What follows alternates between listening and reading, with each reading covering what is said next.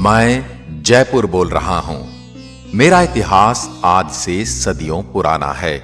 जब 17वीं शताब्दी में मुगल अपनी ताकत खोने लगे, तब राजपुताने की आमेर रियासत एक बड़ी शक्ति के रूप में उभर रही थी, जिसका फैलाव मीलों दूर तक था। और आमेर रियासत की राज व्यवस्था का संचालन सुचारू रूप से चलाने के लिए आमेर रियासत की मुझे नई राजधानी बनाने की कल्पना महाराज सवाई जयसिंह द्वितीय ने की थी। मेरी स्थापना विद्याधर भट्टाचार्य नामक एक बंगाली ब्राह्मण ने की थी, जिन्होंने मुझे 9 चौकियों में बसाया था। इसमें मेरे 2 खंड राजमहल तथा वैद्यशाला के लिए रखे गए थे। सूरज पोल से चांद पोल तक की सड़क 2 मील लंबी और इसकी चौड़ाई 120 फीट रखी गई थी। महाराज सवाई जयसिंह द्वितीय, जो कि कछवाह वंश के शासक थे और एक पराक्रमी राजा के साथ साथ एक विद्वान और एक ज्योतिषज्ञ भी थे, इन्होंने ही राजस्थान में सर्वप्रथम सती प्रथा को रोकने का प्रयास किया और विधवा विवाह को बढ़ावा दिया। मित्रों, ये वही कछवाहा वंश जो भगवान राम के ज्येष्ठ पुत्र कुश की संतान होने के कारण ही कुशवाह कहलाए या आगे चलकर कछवाहा बन गए। मुझ में 3 सुंदर चौपड़ों का निर्माण किया गया। महाराज सवाई जयसिंह द्वितीय को मेरी बड़ी चिंता थी, जिसके लिए इन्होंने मेरी चारों तरफ मजबूत परकोटे का निर्माण किया, जिसकी दीवार 24 फुट ऊंची तथा 9 फीट चौड़ी है। मेरे परकोटे पर 7 द्वारों का निर्माण किया गया। नियोजित तरीके से बसाए मुझ में महाराज के महल, ओहदेदारों की हवेली और बाग बगीचे ही नहीं, बल्कि आम नागरिकों के आवास और राजमार्ग भी बनाए गए थे। इसके अलावा मुझ में गलियों का और सड़कों का निर्माण वास्तु के अनुसार और ज्यामितीय तरीके से किया गया था। मेरे प्रेमी कहते हैं कि मेरे सौंदर्य को देखने के लिए एक खास नजर चाहिए।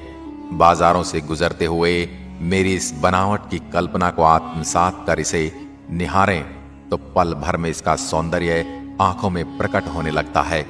लंबी चौड़ी और ऊंची प्राचीर, तीनों ओर फैली पर्वतमालाएं, सीधे सपाट राजमार्ग, गलियां, चौराहे, चौपड़, भव्य राजप्रसाद, मंदिर और हवेली, बाग बगीचे, जलाशय और गुलाबी आभा से सजा हुआ हूं मैं, मानो मैं इंद्रपुरी का आभास देने लगता हूं।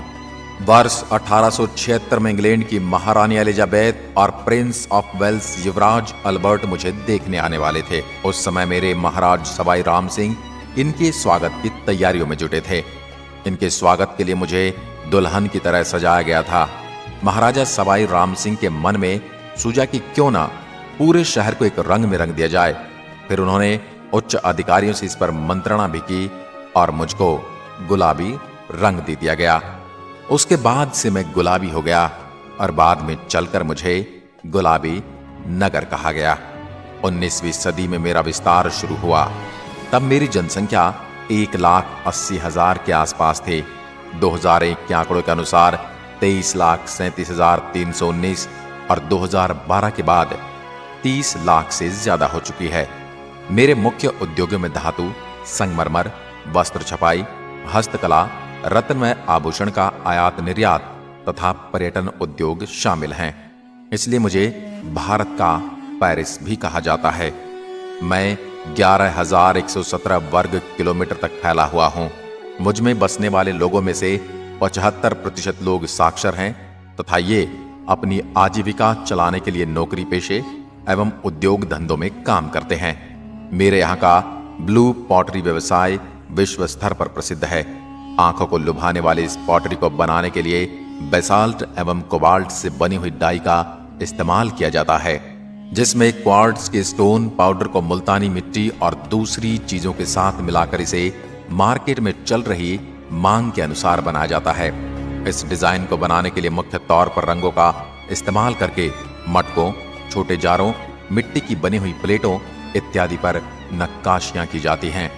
मेरे अंदर मुख्य रूप से गेहूं, मक्का, ज्वार, बाजरा, सरसों एवं चना की खेती की जाती है। अगर आप मेरी सैर करना चाहते हैं तो दिल्ली से मेरी दूरी सड़क मार्ग से 280 किलोमीटर है। अगर आप वायु मार्ग या रेल मार्ग से आना चाहते हैं तो भी आप आसानी से मुझ तक पहुंच सकते हैं। मैं भारत के टूरिस्ट सर्किट गोल्ड ट्रायंगल का हिस्सा भी हूं। इस गोल्डन ट्रायंगल में दिल्ली, आगरा और मैं भी आता हूं। अगर आप कभी भारत का नक्शा देखेंगे तो आपको ये तीनों एक त्रिभुज के रूप में दिखाई देंगे। इस कारण इन्हें भारत का स्वर्णिम त्रिभुज यानी इंडियन गोल्डन ट्रायंगल कहा जाता है।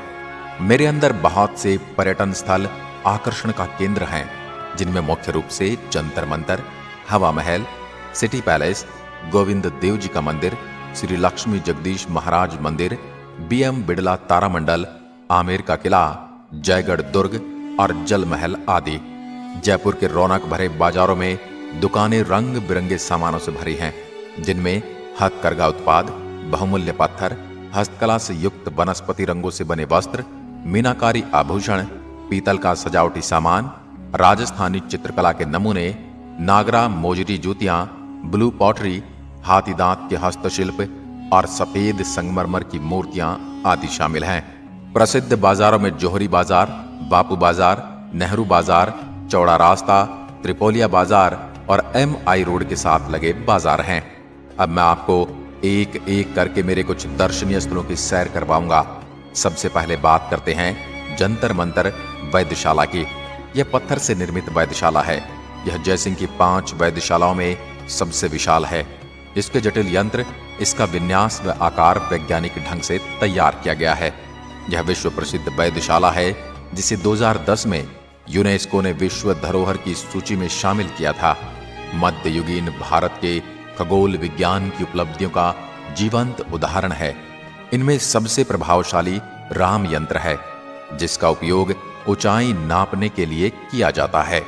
अब बात करते हैं हवा महल की, जो मेरी सुंदरता में 4 चांद लगा देता है और इसका निर्माण सन 1799 में सवाई प्रताप सिंह ने करवाया। ये महल राजपूत स्थापत्य का मुख्य प्रमाण चिन्ह। पुरानी नगरी की मुख्य गलियों के साथ साथ यह 5 मंजिला इमारत गुलाबी रंग में अर्ध अष्टभुजाकार और परिकृष्ट छत्तेदार बलुआ पत्थर की खिड़कियों से सुसज्जित है।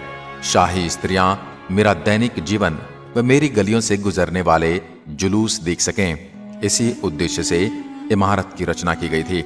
हवा महल में कुल 953 खिड़कियां हैं। इन खिड़कियों से जब हवा एक खिड़की से दूसरी खिड़की में होकर गुजरती है तो ऐसा प्रतीत होता है जैसे पंखा चल रहा है। आपको हवा महल में खड़े होकर शुद्ध और ताजी हवा का पूर्ण एहसास होगा। आपको भी अगर इस एहसास को लेना है तो कभी मेरे अंदर हवा महल में हो आना। अब मैं आपको मुझ में बसे गोविंद देव जी के मंदिर के बारे में बताता हूँ। भगवान श्री कृष्ण को समर्पित यह मंदिर अपने बगीचे के बीच में स्थित है। मंदिर में स्थापित मूर्ति महाराज सवाई जयसिंह द्वितीय वृंदावन से लाए थे। अब मैं अपने आमेर महल के बारे में बताता हूँ। यह लगभग 2 शताब्दी पूर्व राजा मानसिंह, मिर्जा राजा जयसिंह और सवाई जयसिंह द्वारा निर्मित महलों, मंडपों, बगीचों और मंदिरों का एक आकर्षक भवन है। माउठा झील के शांत पानी से यह महल सीधा चमकता है और यहाँ सुगम रास्ते द्वारा पहुंचा जा सकता है। सिंहपौल और जलेब चौक तक अक्सर पर्यटक हाथी पर सवार होकर आते हैं। चौक के सिरे से सीढ़ियों की पंक्तियां उठती हैं। एक शिला माता के मंदिर की ओर जाती है और दूसरी महल के भवन की ओर। यह मंदिर स्थापित करने के लिए राजा मान सिंह द्वारा संरक्षक देवी की मूर्ति, जिसकी पूजा हजारों श्रद्धालु करते हैं। पूर्वी बंगाल, जो बांग्लादेश है, कि जैसोर से यहाँ लाई गई थी। मेरे जयगढ़ किले के बारे में तो आपने सुना ही होगा, जहाँ तोपें ढालने का काम होता था। यहाँ आज भी एशिया की सबसे बड़ी तोप जयबाण विद्यमान है, जो इसकी सुदृढ़ता का प्रमाण देती है। मुझसे कुछ दूरी पर रामगढ़ झील मौजूद है, जिसमें पानी की आवाज बारिश से होती है। मुझसे 80 किलोमीटर दूर भारत की दूसरी सबसे बड़ी खारे पानी की प्राकृतिक झील सांभर झील है और ये नमक का उत्पादन करने में अग्रणीय है। अब मैं आपको मुझ पर बीती कुछ दुखद घटनाओं का जिक्र करता हूँ। 13 मई 2008 मुझ में श्रृंखलाबद्ध 7 बम विस्फोट किए गए। विस्फोट 12 मिनट की अवधि के भीतर घनी आबादी वाले स्थलों पर किए गए। 8वां बम निष्क्रिय पाया गया। प्रारंभिक सूचनाओं में मृतकों की संख्या 600 बताई गई। इन विस्फोटों को हवा महल के निकट सहित विभिन्न इलाकों में साइकिलों के जरिए अंजाम दिया गया। अब मेरी रंगत बदल रही है। हाल ही में मुझे विश्व के 10 सबसे सुंदर शहरों में शामिल किया गया। महानगर बनने की ओर अग्रसर हुए मुझ में आजादी के बाद कई महत्वाकांक्षी निर्माण हुए। एशिया की सबसे बड़ी आवासीय बस्ती मानसरोवर, राज्य का सबसे बड़ा सवाई मानसिंह चिकित्सालय, विधानसभा भवन, अमर जवान, MI रोड, सेंट्रल पार्क और विश्व के प्रसिद्ध बैंक आदि मुझ में बनाए गए। पिछले कुछ सालों से मुझ में मेट्रो संस्कृति के दर्शन होने लगे हैं, जिसमें चमचमाती सड़कें, बहुमंजिला शॉपिंग मॉल, आधुनिकता को छूती आवासीय कॉलोनियां आदि महानगरों की होड़ दिखाई दे रही है। पुराने जयपुर और नए जयपुर में नई और पुरानी संस्कृति के दर्शन जैसे इस शहर के विकास और इतिहास दोनों को स्पष्ट करते हैं। मैं कितना भी बदल जाऊं, मेरे व्यंजनों का जायका वही है और ये आपको आज भी मेरे इतिहास के स्वाद से रूबरू करवाने वाले हैं। इनमें प्रसिद्ध दाल बाटी चूरमा, कीर सांगरिया की सब्जी, मालपुआ इत्यादि शामिल है। मुझे और अच्छे से समझने के लिए आपको एक बार तो मुझसे मिलने आना ही होगा। एक वीडियो में मेरी कथा सुनना मेरे बारे में जानने के लिए काफी नहीं है। अब आप यहां कर मुझसे मिलोगे तो आपको बहुत सारी ऐसी बातें और चीजें देखने को मिलेंगी जिनके बारे में ना आपने सुना होगा और ना देखा होगा। क्या आप मुझसे मिलने आने वाले हैं? यदि हां तो अपना जवाब कमेंट में लिखकर जरूर बताएं। मैं जयपुर आपके आने की राह देखूंगा। आज की वीडियो में बस इतना ही। धन्यवाद। जय हिंद, जय भारत।